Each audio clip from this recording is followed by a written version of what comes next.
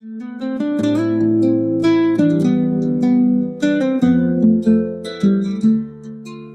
morning, Nigel. Welcome to Discovering Morning, Dowsing. Alex.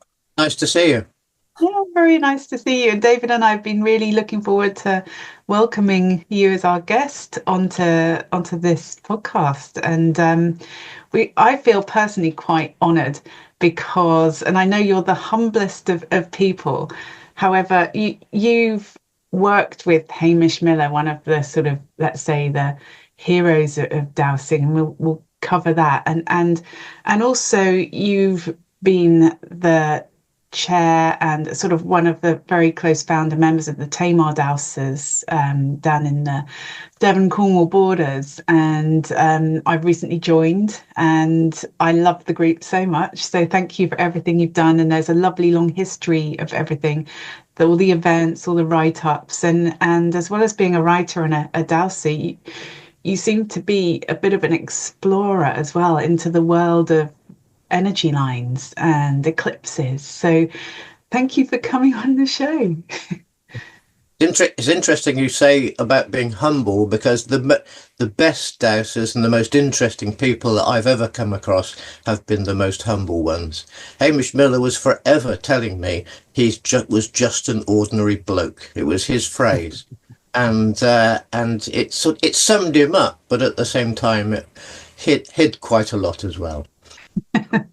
That's absolutely lovely because I guess that humility is as well as, helpfully avoiding the ego aspect of, my ego getting in the way so that I elbow my way forward to the results I want to get, which is going to always run counter to successful dowsing, let's be honest. Or, it maybe works some of the time, but not consistently. It also is quite closely coupled with a beginner's mind as well, that sense of open-mindedness, the curiosity, the humility that comes with I don't know anything. Yeah. I think also people who have broken through, if that's the right phrase, in terms of dowsing awareness and dowsing understanding, realize how big and complex the world is and how small they are. And to be honest, they wouldn't consider themselves to be of any significance whatever. It takes you right through to sort of Buddhist monks and things like that who just, they've made it. They don't need to prove anything to anybody. And that was true of Miller and others as well. Absolutely. So how did you find yourself in the wonderful world of dowsing? Well, it's a long story, but I'll cut to the chase and say that I went on a dowsing weekend with my wife Ros. Ros was the one who was actually invited to go on the weekend. I only went along as the driver, basically, and it was a course that was taught by Alan Neil, and Alan Neil was the co-founder of the Tamar Dowsers, but in the 1990s, Alan did a lot of sessions in the West Country. In fact, for a while, I think he was probably the best known tutor in sort of Devon and Cornwall anyway. And I went along with very few preconceptions. I did have a pair of dowsing rods, which Rod had bought me some years earlier, and I had once bought a book on dowsing by a guy called Tom Graves, as you may have heard of, and when I was a student in London in the 70s. But I read the first page and I thought, well, this is a bit far-fetched. I got to the bit about minerals and I thought, no, this is nonsense. And I got to the next chapter was about map dowsing, and no, it's just complete nonsense. And I put it on the shelf and I never looked at it again. And I never have. Amazing, isn't it?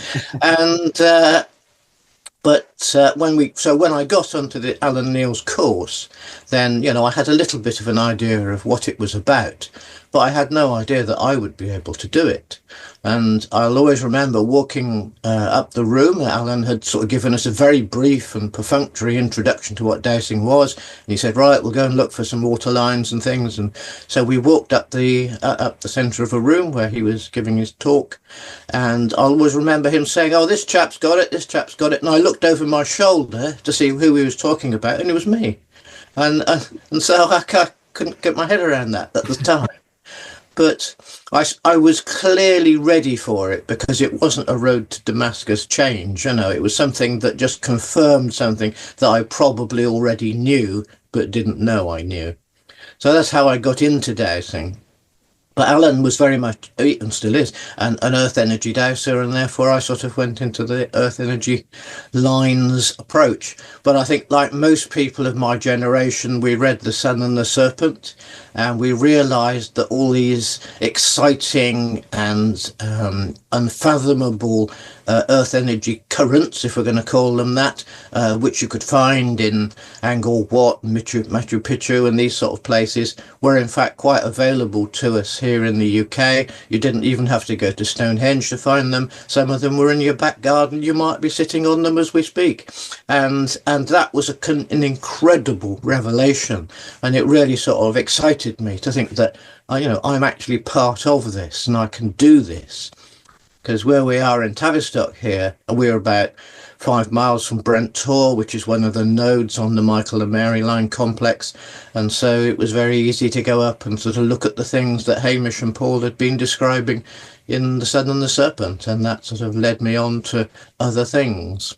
And we then, as a result of that, I got to meet and work with Billy Gorn, and we'll come back to Billy Gorn at some point, because he, in earth energy terms, he sort of is I'll call him the godfather of modern earth energy dowsing. As a lifelong Presbyterian, he wouldn't thank me for that, to be fair, but he's certainly the best known and most influential earth energy dowser still alive and working in the UK. Wonderful. And where's Billy based? Billy comes from Northern Ireland. I say he comes from a family of Presbyterians. He was a farmer, and he was a builder. And he taught himself to dowse after seeing a water diviner working on, I think, his father's farm.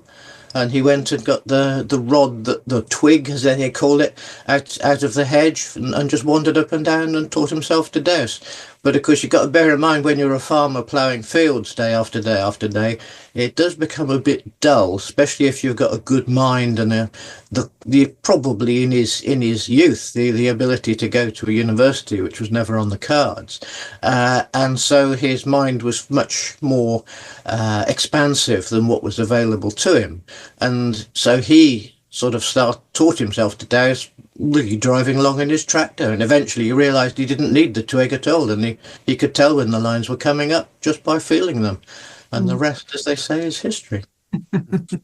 Thank you, Nigel.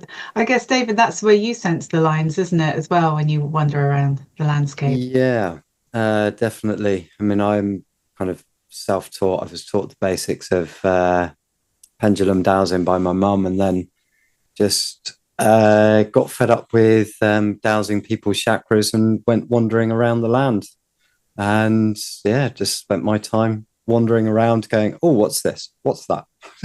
And it takes a little bit of time to kind of understand and maybe kind of take things apart and understand what kind of earth energies are what. And I'm not massively into reading books. So I have read The Sun and the Serpent, but apart from that, I'm kind of just like, let's go for a wander, let's investigate. And I think that's one of the beautiful things about energy and dowsing is that we can go and do that. If somebody just shows us the basics, or even like this guy Billy, he didn't even, he just saw somebody do it and off he went. So that's totally a possibility with dowsing. Sometimes it can be really good. Like sometimes I me and Alex will ask each other questions, and that can be really helpful, but it's really good to be able to tap into what you feel and just understand that we all have a unique perspective, and that's the most amazing thing about working with energies. So yes, it's great. Mm-hmm. I wonder, what were you going to say, Nigel? Were you going to? I was only going to say, I'm delighted to hear you say a unique perspective, because there are so many people who want to treat dowsing as a science. Well, I dare say there's some science in it, but they want to know what the facts are. And if dowsing tells you anything, it tells you that there aren't really facts. There are opinions, there are perceptions, there are understandings, there are interpretations. But at the end of the day, the world is composed of, we'll call it information. What the facts are, what you create out of it, and your facts will be different to my facts. They're not different. And we're not here talking about Mr. Trump's alternative facts, but we're saying that there are different ways of interpreting information that you glean through your dowsing. Yeah. Mm. And would you say the Earth energy lines are differently interpretable, if that's the right word? Because some people see colors, some people feel the energies, some people sense, is this an active or a receptive line, or a masculine energy line, feminine energy line, or is it a mix? Is it 3D? Is it flat on the land? How do you even start with the Earth energy line adventure? I think, well, it's an interesting scenario, really, because I think we all start in a different place. We all come from different places, and therefore, and to some extent we find what we're looking for. And a lot of dowsers will start throwing tomatoes at me at this point, but in fact, if we're looking for energy lines, that's what we'll find. If you, as you rightly said, can keep your ego out of it, then you will learn more, and you'll come across more, and you'll be open to more. Once you've decided that you're looking for a long straight line that goes across the countryside, well, that's what you'll find, and it's there to be found. There's no question about that. But that's, to some extent, all you'll find, because that's what you're looking for. And you've got to bear in mind, when Hamish Miller and Paul Broadhurst started their quest, they were only following John Michell's idea that there was a straight line of, inverted commas, energy going from Glastonbury to St Michael's Mount. And they were looking for it.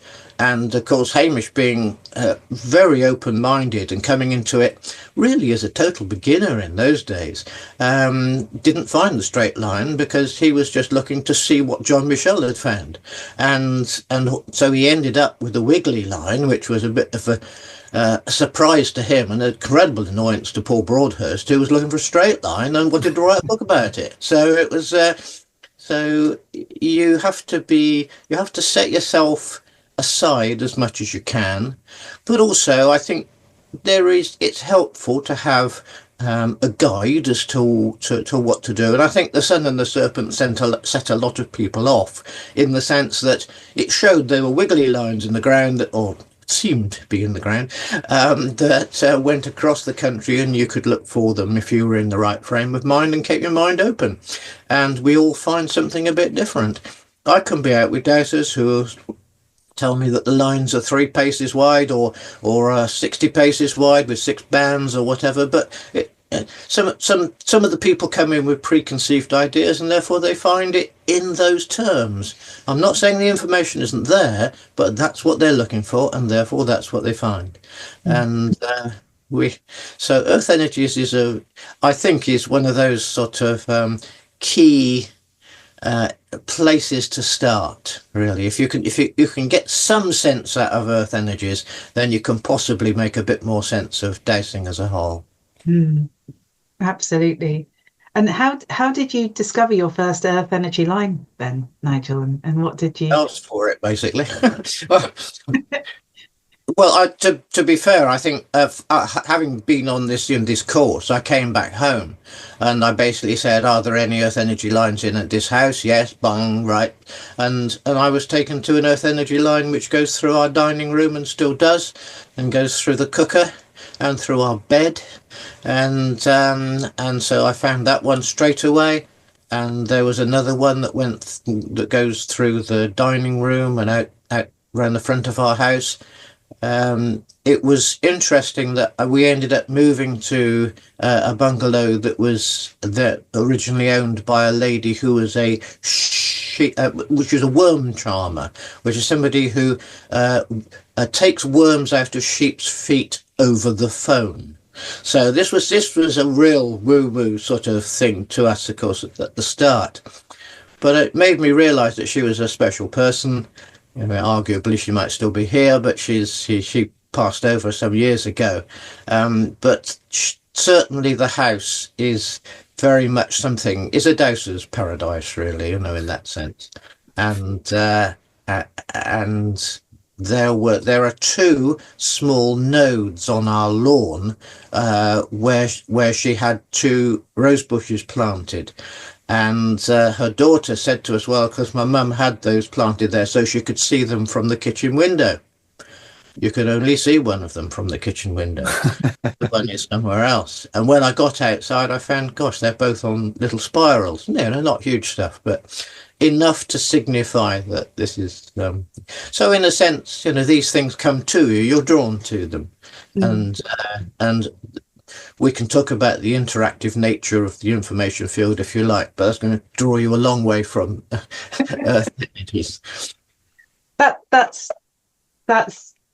one of the things that I find really playful, though, is just how can our consciousness interweave and interplay with what we're observing or finding, and how does that co-creation of our conscious awareness and intentional thoughts or ideas or inspiration, how does that affect the energy line? And you don't even be physically there.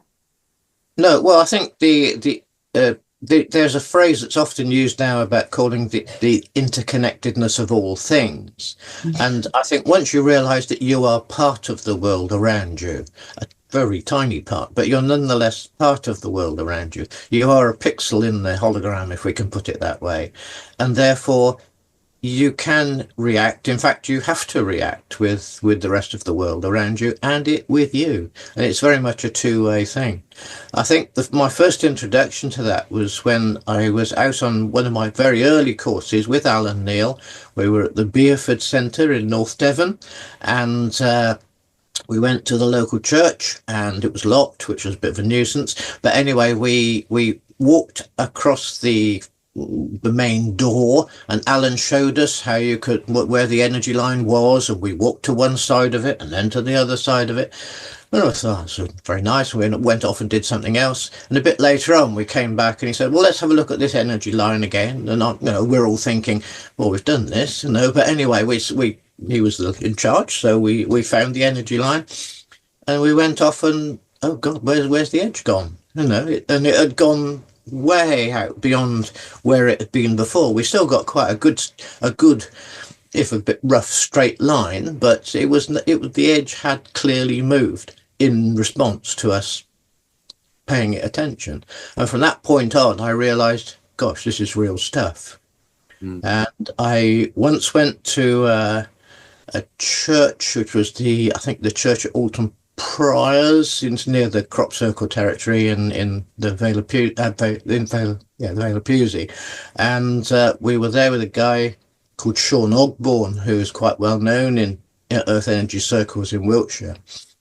Like, he's now died, but Sean showed us that out of the rear entrance of the church, or behind the altar anyway, there are energy lines emanating from it, which actually move in real time. So you can find one, but even while you're there, it moves. And there are several of these, and they sort of, if you were a visual dowser, you would see it as a sort of a moving haze of lines. And so I thought, this is another level entirely.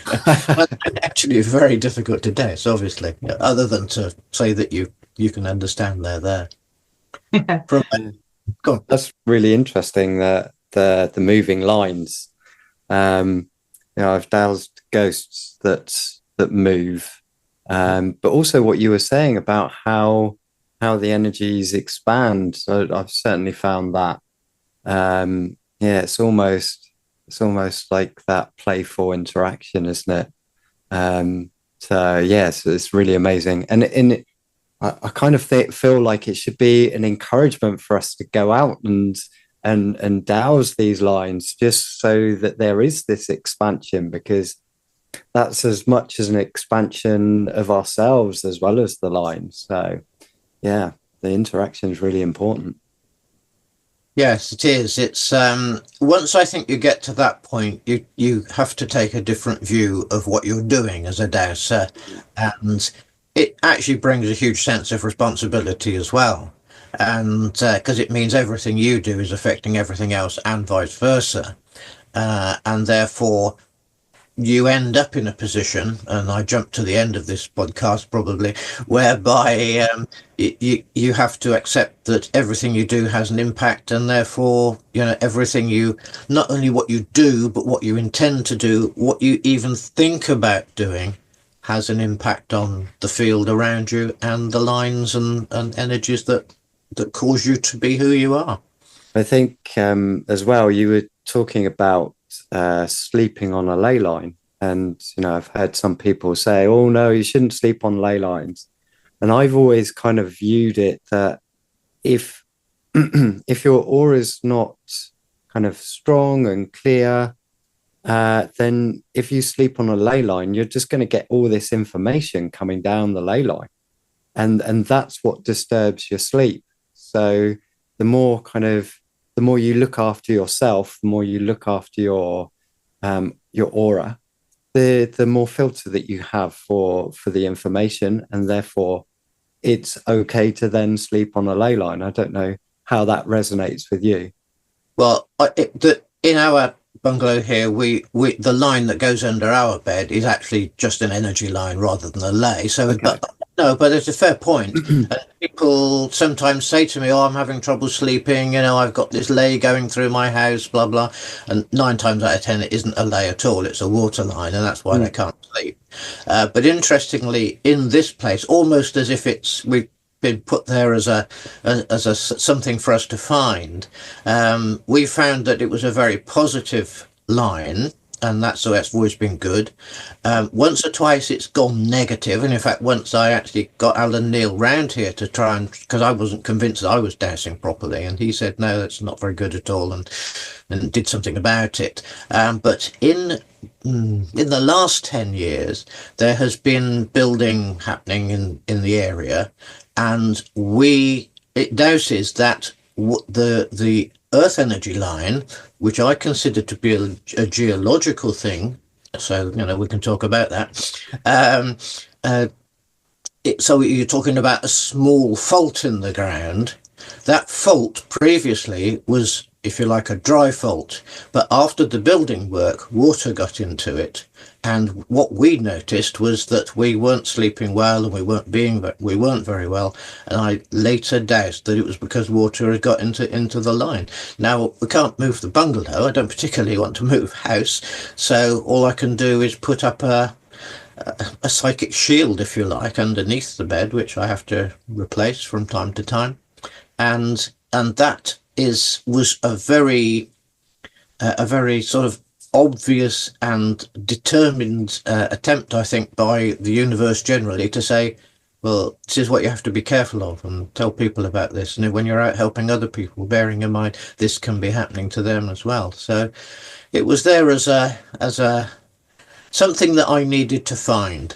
I don't actually think the universe plays games with us, but at the same time we do interact with it, and I think we do draw in information from the universe that is useful to us. Actually, it can be very detrimental to us, but it's there for a purpose. We're drawing it in because we need to know that at that particular time.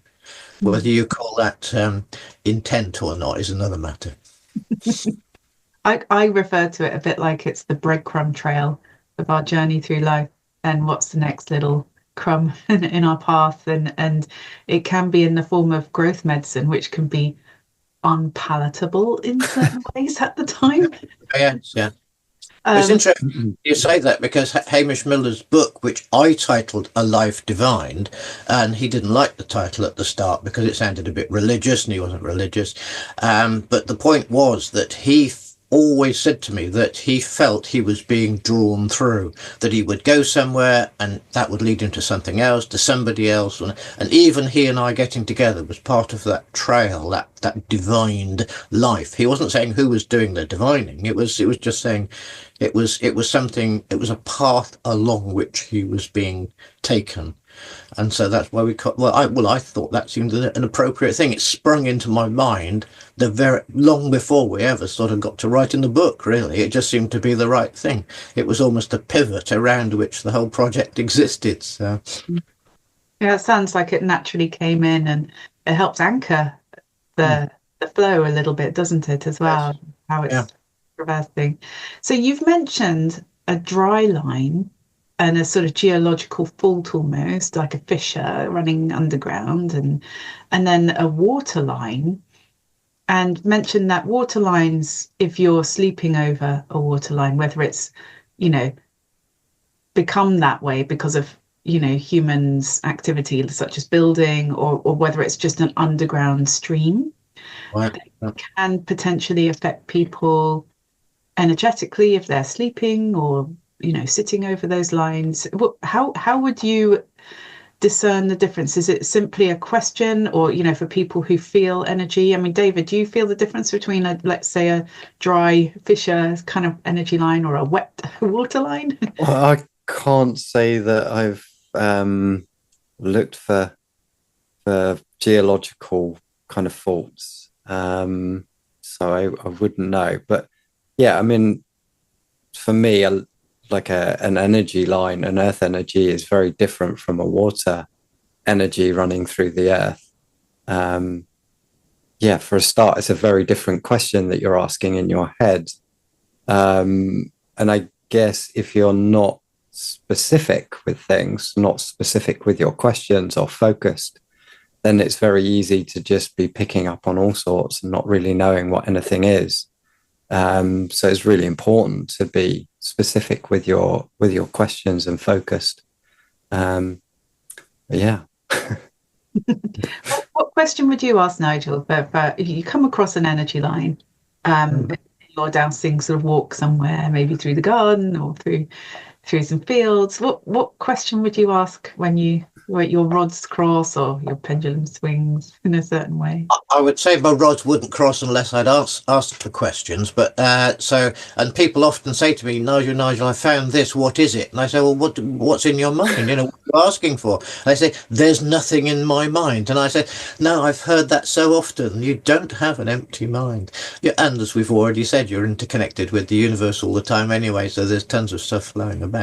I tend to work through a series of things depending on what I'm trying to do. If people want me to work out what line they've found, you know, I will work through water, energy, grids, lays, whatever, and it's normally fairly straightforward to pick it up. Occasionally, you come up with something that you don't know about, and that's always a good learning thing in itself.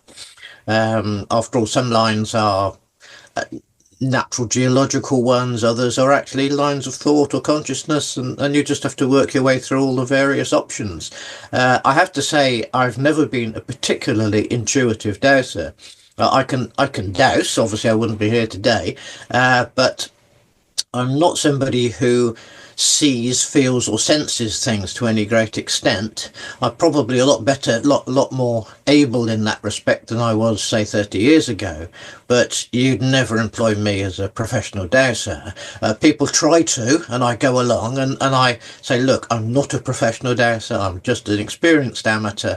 I'll give you the benefit of my experience. But if we find something like you've got water under your farm, or you've got a ghost in your bedroom, then I'll go and get you somebody who can do something about it. You know, it's, you know, but the question you ask, it depends on what information you're trying to find.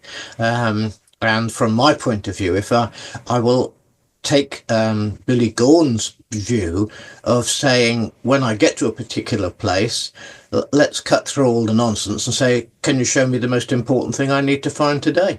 And I will often be taken to something. Sometimes it's not actually very interesting, but it's the most important thing that's around. Other times I'm taken to something that's, you don't even have the questions to find out what it is. It's just weird, you know, and I have to accept this is something I found something weird, you know. Is it going to do me any harm? No. All right, that's fine. And that's as far as I can go. Absolutely. How would you differentiate between an earth like an earth energy line, a water line, a grid line, and a ley? Is it just simply a question?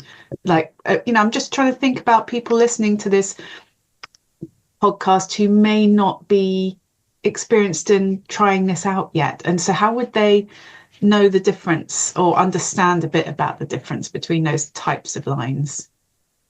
Well, I'll take you back to Billy Gorn's view, and that is that his bearing in mind he was the founder of the Earth Energies Group of the British Society of Dowsers in 1995, at a time when it was deemed to be too weird to be part of the British Society of Dowsers, and he owned. At the 1995 conference, he was allowed to put a piece of paper, this is pre-computer days, at the door with a pen, and people wrote their name and address, no email addresses, on this piece of paper. And at the end of the day, he had 20 people who were interested in inverted commas Earth Energies, and the EEG was formed. But Billy's view is very much that Earth Energies are all the energies on the surface of the Earth. So that was very helpful, but all embracing, and didn't get us too far in that sense. But in terms of working out what you've got, I think you get what you ask for, and you have to be keen to work your way through it, but humble enough to accept that you don't know very much, and there's a lot more out there than you can get. I think in terms of the differences between them, people talk about Earth Energies as a very homogeneous basket of something, but it's a bit like talking about the air or the ocean or something. It's a big complex world, and there are all sorts of inverted commas Earth Energies. I think in the British modern idea of Earth Energies, we're probably talking about things that are essentially physical and geological in origin. I'm not saying that's where they stop, but you've then got water lines which are underground flowing water, or most of the time anyway, and grid lines are something entirely different. You could do a whole podcast just on grid lines. Back in the 1930s, I think, somebody will correct me, Mr. Hartmann and Mr. Curry found these grids going across the surface of the Earth. Is a big debate about whether they are actually energy lines. In Billy's original idea, yes, they would be grid lines because they're energies that you can find on the surface of the Earth, but they're probably very different to the sort of wiggly Michael Mary lines that we find in the UK and elsewhere. But you can also find all sorts of other lines which are clearly nothing to do with geology, and are far more to do with the people who have found them or have put them there. I'll always remember going to, I think it was, I forgot the name of the place. It's above Aylesbury, and we were on a BSD event. We went up there and we were looking for all sorts of things, including grid lines of various sorts. And somebody said, Nigel, I found something over here. Come and have a look. So I go over there, and sure enough, this person had found a grid line there. And I said, is this Hartmann? No. Curry? No. Benker? No. And I thought, it's a bit weird. I can't get any sense out of this. And it occurred to me to ask how long that grid line had been there. It was about 10 days. And I thought, oh, well, this is not going to be geological then. And basically somebody just laid down a grid. And I thought, and then your mind is then thrown into overdrive, because it says, well, how much of the rest that I'm finding has just been stuck there by somebody for a laugh, Classically, one of the first courses I ever went on with Alan Neil was in the old grammar school here in Tavistock, and we went out into I'll call it the playground, the area outside, and Alan said, right, I want you all to sort of walk across the area, the tarmac, and tell me what you find. And there was nothing much. And he said, okay, just go around the back of the room, back of the building, and he laid down a little triangle just by thought. And we came back, and sure enough, we found the triangle. There was we didn't know what to find. We didn't know what he'd done even, We found the triangle and we went away. The one thing that we never got right, and I think it's still there today, is we never took the triangle away. Now that's classic graffiti, but it's technically still there. I think it's entirely harmless, but that's not the point. People coming in, donkey's years in time will find that triangle and think, what on earth is that doing there? Oh, it's highly symbolic of a religious sort of practice that was going on in this. So you can interact with these things, but you do have to be careful about what you're doing. Yeah. The way I teach dowsing is I create maps, and so these maps are imprinted with particular types of energy, and then you just draw out a square on the floor, and then you can use whatever map you've turned to in that square. Yeah, so it makes it quite kind of controllable in a way, but it's exactly like you say. It is just creating that energy pattern, and it isn't that difficult. I was really surprised at how easy it was. Yes, it's worryingly difficult, really, because we're to some extent we're doing it fairly academically, or at least as I won't call it a hobby, but it's a vocation, if you like. But we're not actually trying in the main to do anything significant to other people or to the land. But there are those people who would, and it does mean that you have to be very, very careful as to what other people are doing. There are some strange people in the world, and unfortunately some of them are dowsers. So you have to be very careful in that respect. But I think once you get into lines of consciousness, then the whole earth energy thing sort of balloons into a very, very different world and a very different ecosystem, really. Certainly, I was brought into lines of consciousness by Alan Neil. Alan's view originally had been that lays, which as separate to energy lines, but lays were laid down by individuals, and they were just lines of consciousness, and you can find them going from high points to other high points. You can find them going from sacred places and all that sort of thing. And classically, you can actually go to the top of almost any major point of sort of panorama, and you will find something put down by the Ordnance Survey back in Victorian times, and you can actually find the lines of consciousness that they put down quite unintentionally from one point to another. But of course, that brings you back to what is a lay originally. And of course, as we know, Alfred Watkins said they were probably old straight tracks. He couldn't justify the fact that they went through bogs and over cliffs and that sort of thing. But the idea was they were long straight tracks. And if you think of a line of consciousness going from where you are to where you want to be and laying that down, you don't have to be hugely sensitive to know if you're to the right or the left of it. So you can walk across the bog, not off the cliff, hopefully, but through a forest or whatever, and it could be like a track. And as long as you keep the thing on your right or on the left, or just walk down the middle if the circumstances permit. So maybe, Watkins got a bit panned, really, for putting down an idea that was patently impractical, but he might not have been a million miles from some of the original purposes of it.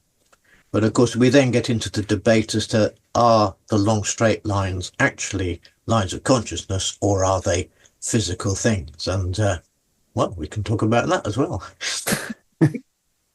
It gets curiouser and curiouser. Oh, it does. Magical Wonderland world. And it's because on the one hand we have these grids, like you were saying, the Hartmann and Curry, and I guess Benker came along after the 30s. Benker was 1951, I think. I think last I saw. I was only brought into hearing about the Benker lines. I went to a BSD conference where a guy was selling incredibly expensive equipment to deal with the harmful effect of crossing Benker lines, and I'd never heard of a Benker line. I said to a guy next to me who was very experienced dowser, I said, "What's a Benker line?" And he said, Oh idea. So when I came home, I sort of tried to pin down a Benker line, and I found them.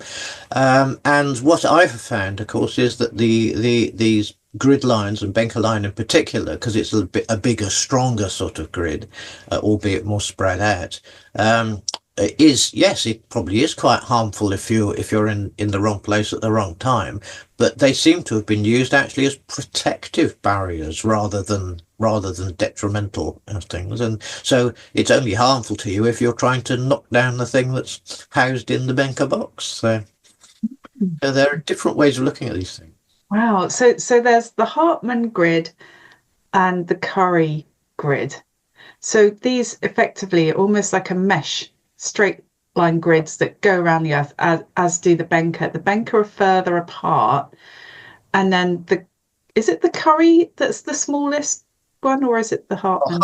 Hartmann and Curry are supposed to be at 45 degrees to each other, or thereabouts. Nobody's ever worked out whether they are actually the same all over the world, or how do the poles affect that, and all that sort of thing. So there are lots of difficult questions, to be fair, on grids, but most people can find them. Whether they find them because they've been told they're there is another matter, but I personally think they're sort of all part of the fabric of the universe, informationally, if not physically, and certainly they have been for a long time, because if you look at pre-Reformation churches, you will find that if you look just for the Hartmann and Curry lines and nothing else, you will find how well they align up with the architecture, with the pillars, with the windows, with the doors, all that sort of thing.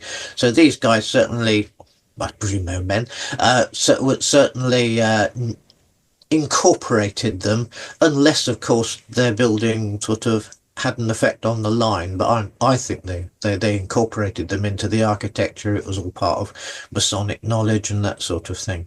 But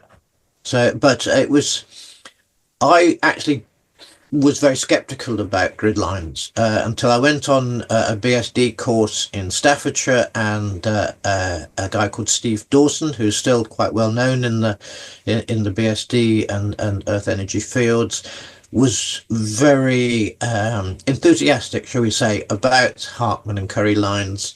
And we went out into a field and found some and all that sort of thing.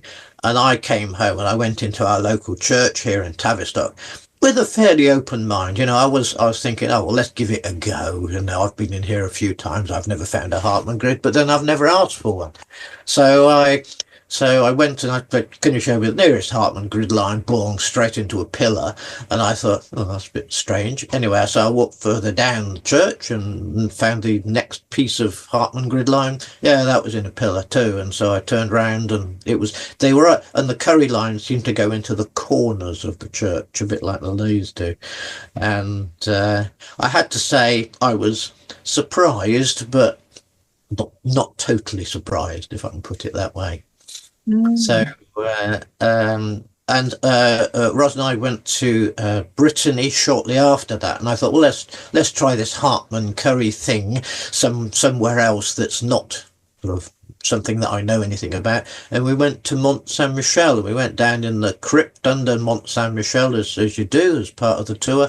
And there you see these enormous pillars that are holding up the structure above it, and they are clearly there because they've got to be in that position, otherwise the thing would fall down. And they're still on Hartmann and Curry grid lines. And I thought, right, how does that work? But yes, I personally, I'm very aware of them, and I think the grid lines are a part of the fabric of our consciousness, really. And do they stay as they are, or do they get affected by consciousness and interaction in as much as, I remember you using them as a kind of a baseline for measurement, pre, during, post ceremony at the Hurlers Stone Circle? Good question. On the basis that everything is information at heart, then everything is movable, and everything you can be affected by other informationally aware beings such as ourselves.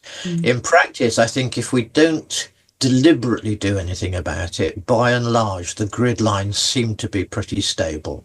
I've not known them to move about on the places that I've known and where I've been a number of times. But I would never say never, and I am assured that there are places on the earth where the lines are further apart, and maybe for good reason.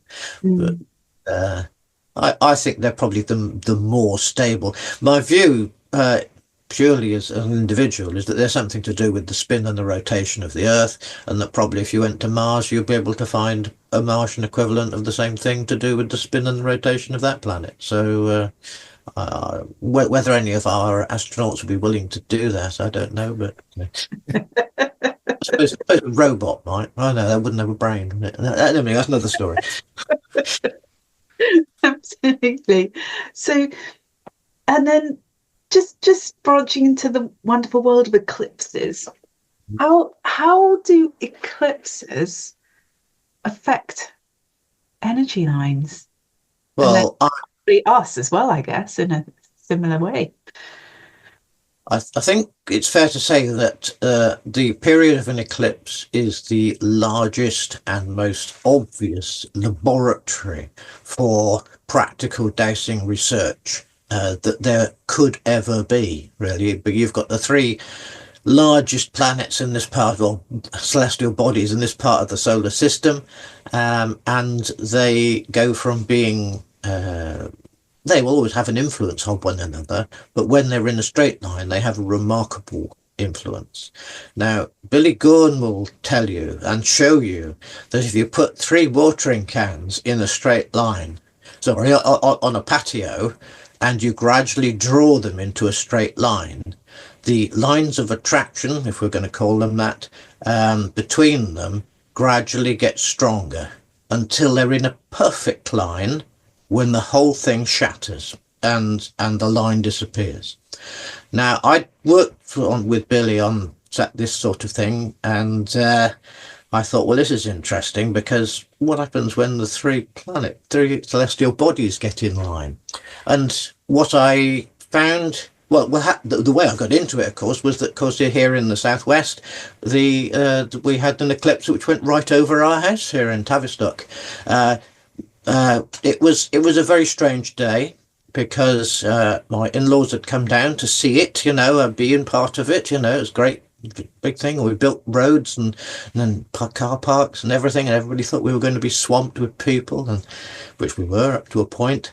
My wife, working for the BBC, had to go into work, so she would have missed it, which is, well, at least missed all the excitement. But I was at home with her mum and dad, and I was dousing away at the front, not knowing what was going to happen, and of course, none of us saw anything at all. All we saw was Patrick Moore or whoever it was on the television, telling us how wonderful it was from whatever plane he was in or whatever, But we didn't see anything. Lots of people took pictures into the mist. This is Tavistock, remember?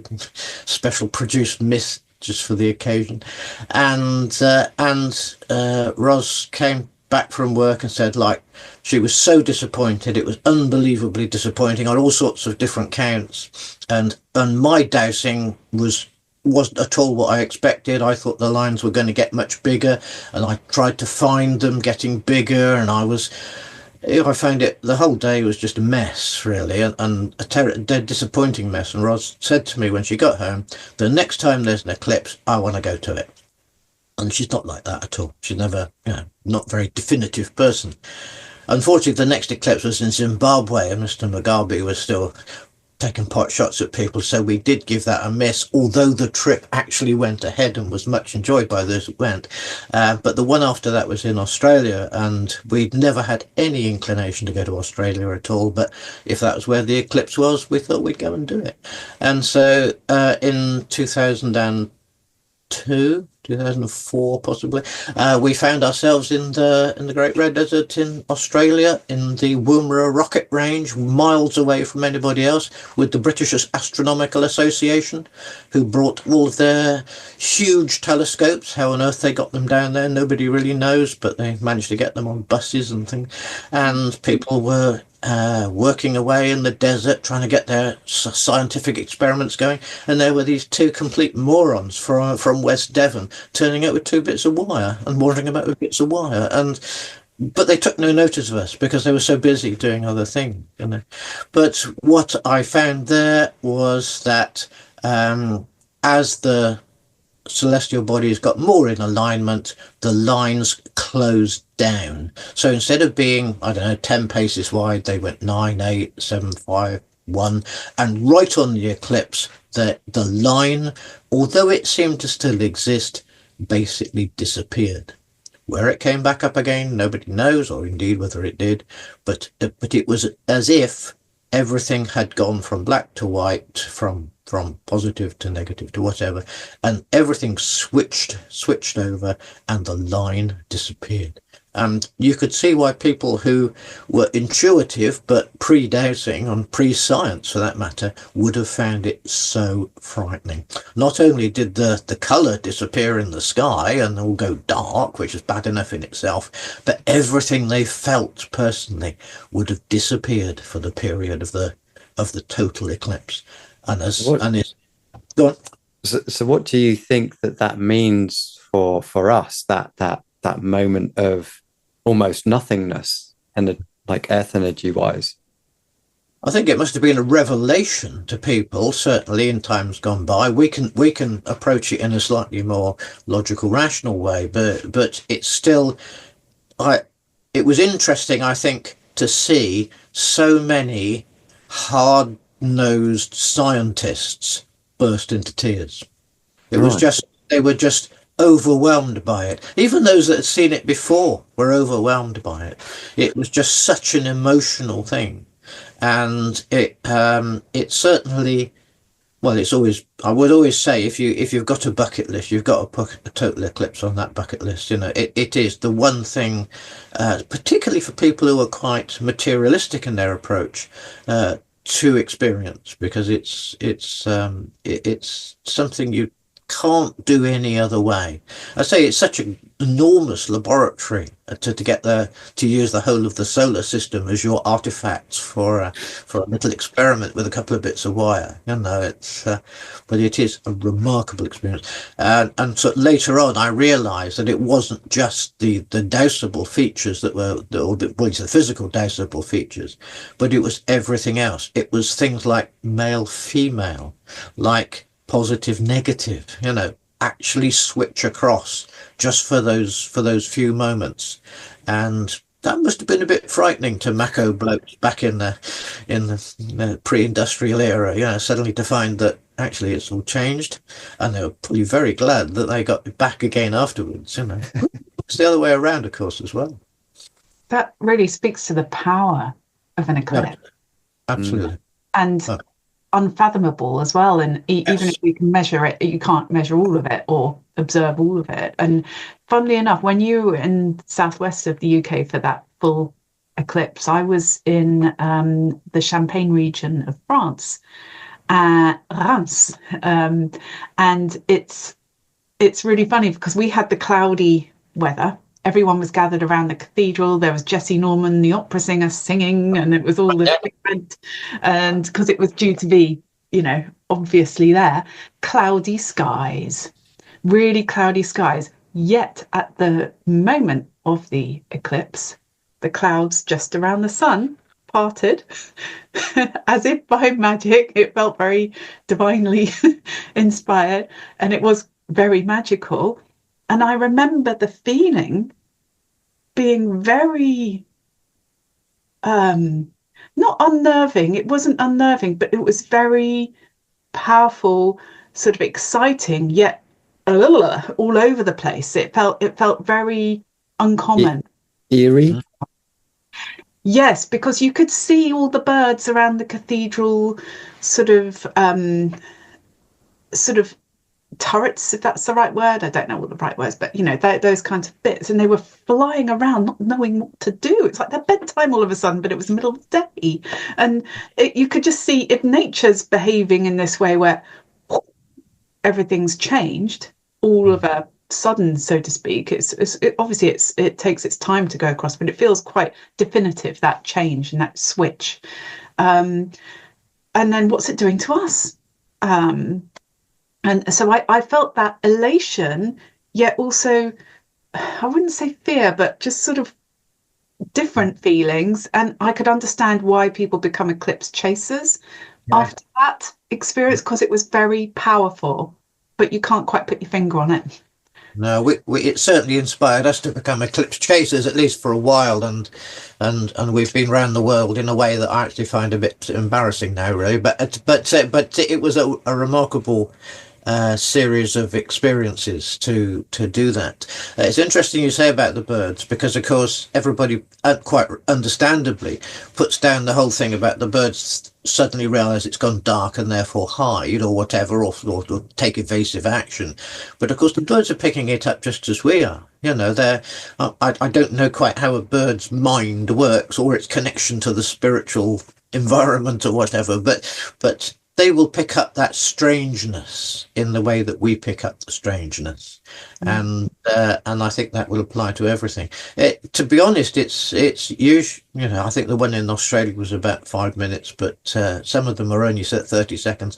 But they're remarkable moments of opportunity, and we did become eclipse chasers for a few years, and well, I think we'd still go again if there was something sort of not too far away. But it was something that made us realise that it was so significant, absolutely so significant, and it was worth sort of pushing the boat right out, and we ended up, as you know, in some quite remarkable places, and yeah, fascinating journey. And oh, did yeah. you talk with Hamish Miller, when you were writing A Life Mind with him, about eclipses? And did you? Well, strange enough, he didn't actually say a great deal about it, I don't think. Hamish, you have to remember with Hamish, although he has a remarkable reputation, and rightly so, he actually was standing on a very different platform. People before him had flagged up certain things about Earth energies, which he continued to investigate and elaborate on. But we're standing on his platform. In fact, we're probably standing on a platform much higher than him now. And if he was alive today, he wouldn't be fiddling about like we were. He would be off doing something even more remarkable.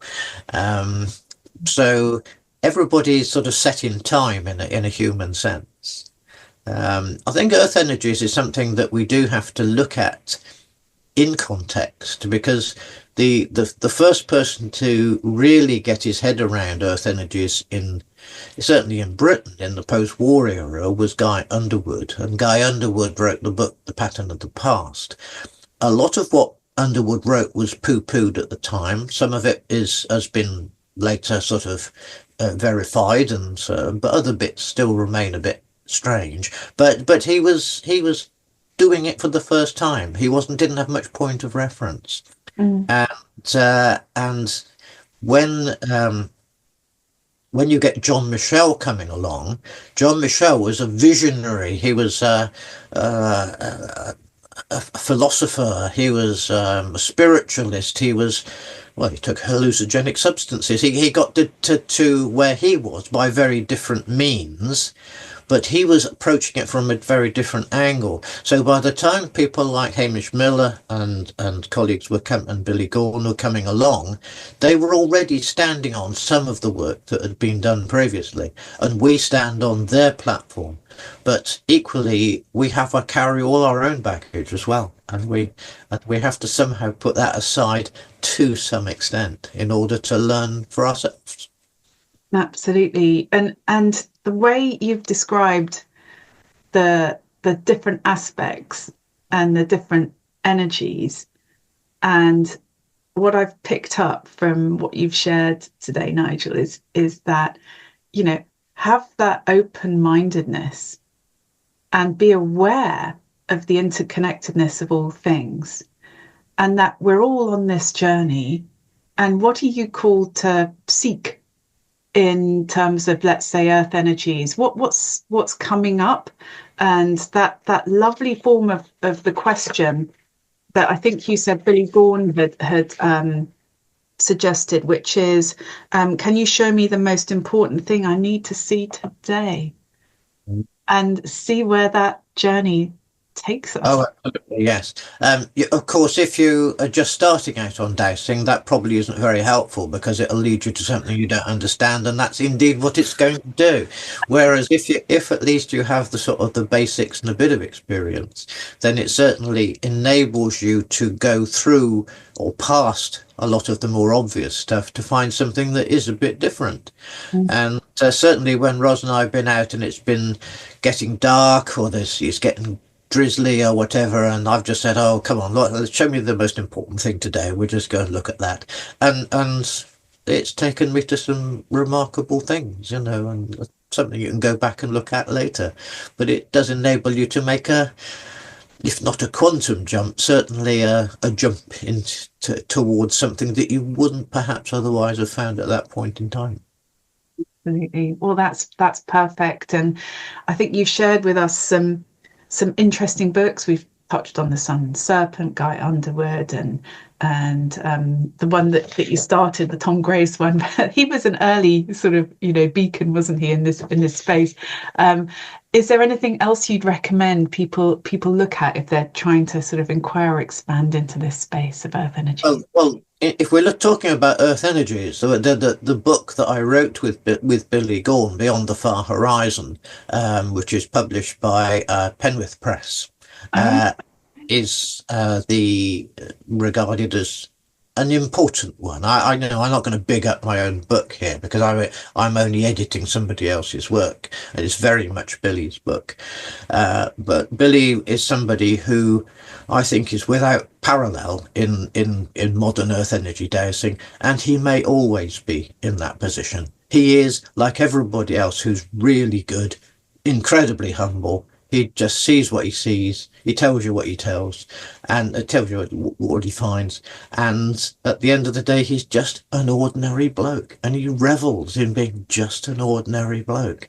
And you will know, as I do, that you can go to some very high-powered, highfalutin talks, and you'll come away and thinking, "Well, what's all that about?" No, it's all show and very little content. Whereas Billy and Hamish and people like that are all content and very little show, very straightforward, very down to earth. And at the end of the day, they say, well, that's what I found. So tell me. And people ask them questions and say, well, what do I do now? What do I do now? And he'd say, well, go away and do this and tell me about it because I don't know about it. And you think, oh, really? Absolutely. I love that, the way you've knitted together that humility, the down to earth aspect, and I'm just an ordinary bloke. You know, that's a magical and simple and natural way forward as well, isn't it? Because where's the limit? There's no limit. And also the sense I get from you, Nigel, is that you're not trying to fix anything. It's like you're not trying to find things that are broken, like, come on, let's fix it. It's more, let's observe, let's marinate, ruminate a little bit, let's discover a bit, and then off we trot. You know, by all means put out good vibes and try to send out healing, but people who try to move things about in order to make them better, I have big problems with, and I wouldn't move things about even if I could, unless I really was very sure about what I was doing. I do get very worried about people in the earth energies field who think they can move the matrix around without disturbing the rest, and I think, nope, it doesn't work like that. I totally agree with you, Nigel, and I ask a lot for earth energies to be healed, but I ask the archangels, and the whole reason that I ask the archangels is it's not my decision. If it's not the right thing to be done, it won't be done. And yeah, I'm never asking them to move the energies. I'm just asking for the energies to be healed. And I just think that that's a really easy way to do it, and it takes that ego out of it, and it's just like, it's not up to me. I feel like there's something a bit out of kilter. Would you go and fix it if it needs fixing? And yeah, that just seems the most genuine way that I felt that it could be done. So yeah. Thank you so much, Nigel, for joining us today. Really loved having you on this show, and sharing your humble wisdom. And we've got lots of stuff to link to, you know, with your books and the other authors and specialists that you've mentioned, and some interesting places to explore. It's been really lovely having you. Thank you so much for joining us. A pleasure.